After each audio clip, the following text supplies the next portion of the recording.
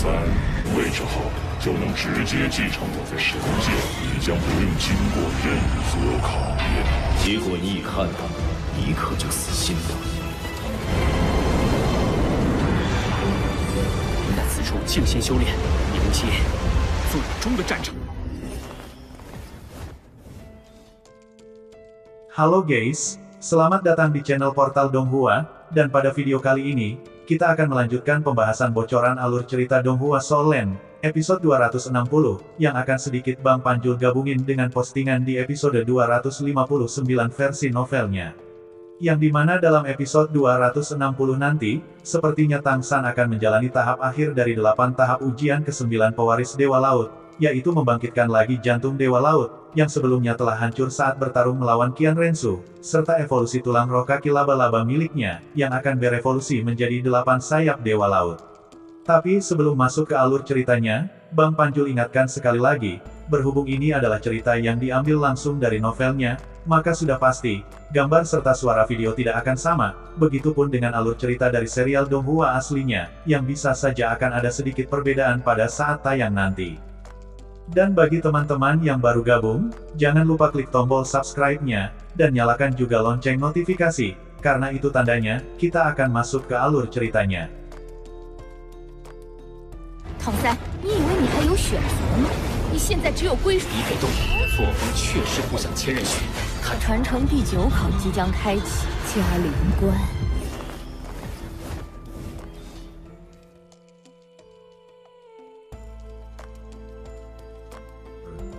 Tampak saat itu, pancaran cahaya Dewa Laut yang bersinar dengan intens, saat mutiara dan otak yang diperoleh dari Raja Paus Iblis, yang perlahan-lahan mulai menyatu dengan Trisula Dewa Laut.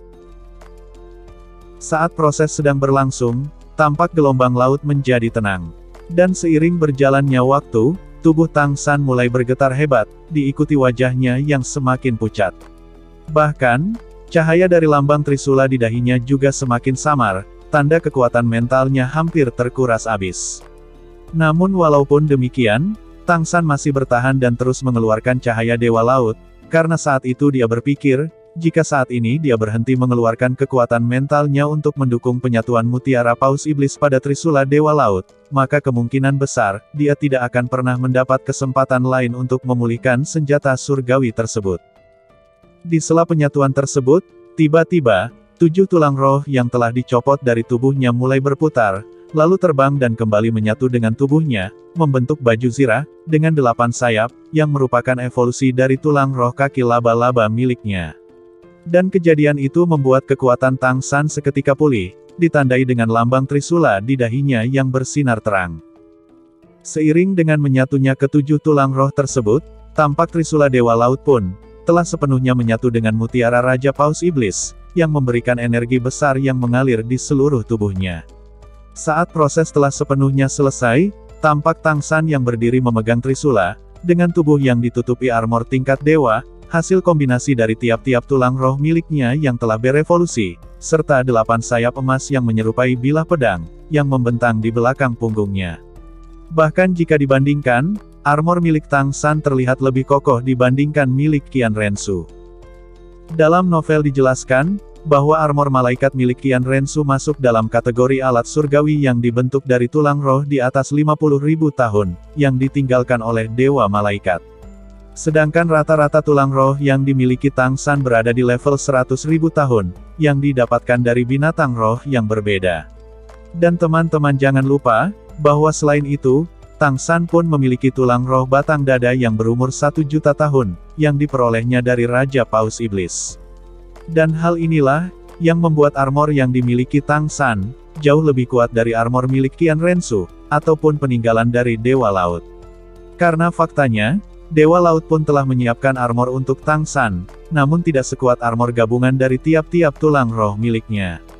Bahkan menurut penjelasan di novel, armor yang ditinggalkan Dewa Laut seharusnya tidak memiliki sayap, karena bagaimanapun dia adalah dewa di lautan. Sedangkan armor milik Tang San, saat ini memiliki 8 sayap, hasil dari evolusi tulang roh kaki laba-laba, hingga membuat dirinya terlihat seperti seekor harimau bersayap. Saat proses pewarisan telah sepenuhnya selesai, terdengar sebuah suara penuh hormat yang berkata, bahwa ujian ke-9 pewaris Dewa Laut telah selesai dengan sempurna, dan Dewa Laut pun telah terlahir kembali, serta semua level cincin roh meningkat 50.000 tahun, ucap suara yang bergema, diikuti munculnya 10 cincin roh yang mengelilingi Tang San. Melihat hal itu, Tang San pun terkejut, saat mendapati 9 cincin roh yang berwarna merah, ditambah 1 cincin roh berwarna emas, dan itu adalah sebuah pemandangan yang mengejutkan.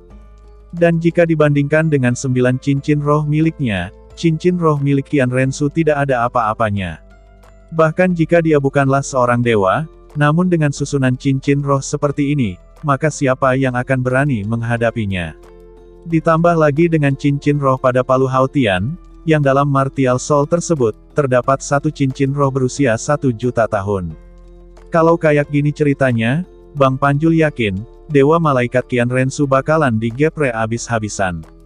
Dan ternyata, saat proses ujian telah selesai, bukan hanya Tang San saja yang mendapatkan cincin roh level dewa, melainkan Dai Mubai, Oscar, Ning Rongrong, Ma Hongjun dan Zhu Zuqing pun, mendapatkan peningkatan 20.000 tahun untuk setiap cincin roh, serta 1 cincin roh, hadiah dari Dewa Laut. Sedangkan untuk Xiao Wu, mendapatkan peningkatan 20.000 tahun untuk semua cincin roh miliknya, serta 3 cincin roh hadiah dari Dewa Laut. Di sela itu, tiba-tiba Tang San kembali dikejutkan, saat 9 cincin roh 100.000 tahun serta 1 cincin roh tingkat dewa, yang perlahan menghilang, dan digantikan dengan 8 cincin roh 100.000 tahun, serta 1 cincin roh berwarna emas tua, yang bersinar pekat, yang berasal dari palu Haotian. Dan ternyata guys, peningkatan cincin roh itu bukan berlaku pada cincin roh di tubuh Tang San saja, melainkan peningkatan itu juga berlaku pada kedua Martial Soul miliknya, yang semua cincin rohnya telah berada di tingkatan 100.000 tahun. Melihat semua cincin roh itu, serta 2 cincin roh tingkat dewa, Tang San pun tak bisa menahan kegembiraannya. Namun ada satu hal yang tidak dimengerti oleh Tang San, yaitu tentang cincin roh tingkat dewa yang melekat pada Clear Sky Hammer miliknya, yang berwarna emas tua, tidak seperti cahaya Dewa Laut.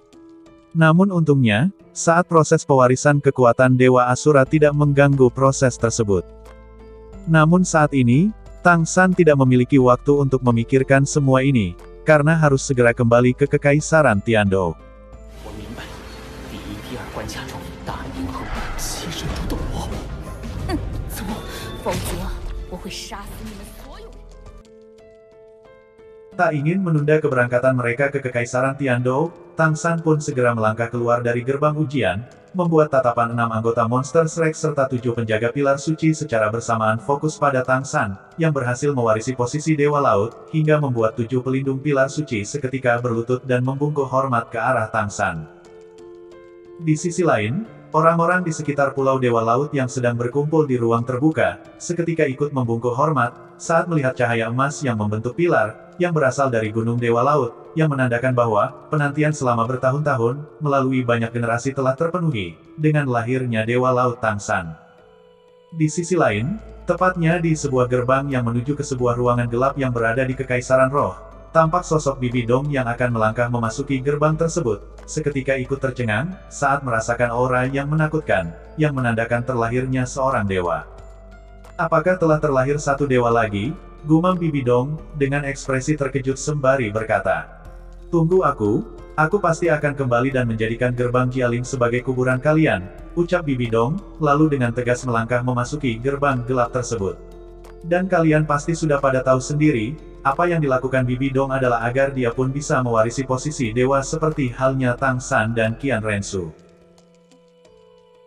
Di saat yang sama, Qian Rensu yang merasakan aura dari seorang dewa yang dipancarkan oleh Tang San, ia pun segera mengangkat pedang malaikat miliknya, seolah-olah menantang Tang San untuk bertarung. Apakah Tang San akan menerima tantangan ini atau malah mengabaikannya? Kita tunggu saja dalam episode yang akan rilis Sabtu nanti, karena ini adalah ending dari bocoran Donghua Soul Land, episode 260. Dan sebelum mengakhiri pembahasannya, Bang Panjul ucapkan banyak terima kasih atas dukungan dan support yang teman-teman berikan. Dan sesuai janji, bahwa bulan ini Bang Panjul akan membawakan bocoran dan alur cerita pakai suara sendiri, yang insya Allah, begitu semua peralatannya tiba, Bang Panjul sendiri yang akan bawain bocoran dan alur ceritanya, jadi jangan lupa, sebelum meninggalkan ruang dengar kalian, klik dulu dong tombol subscribe-nya, dan nyalakan juga lonceng notifikasinya, agar teman-teman tidak ketinggalan updatean dari bocoran Donghua lainnya. Dan jika ada saran dan masukan yang ingin disampaikan, silahkan cantumkan di kolom komentar. Akhir kata, sampai jumpa di pembahasan Donghua lainnya.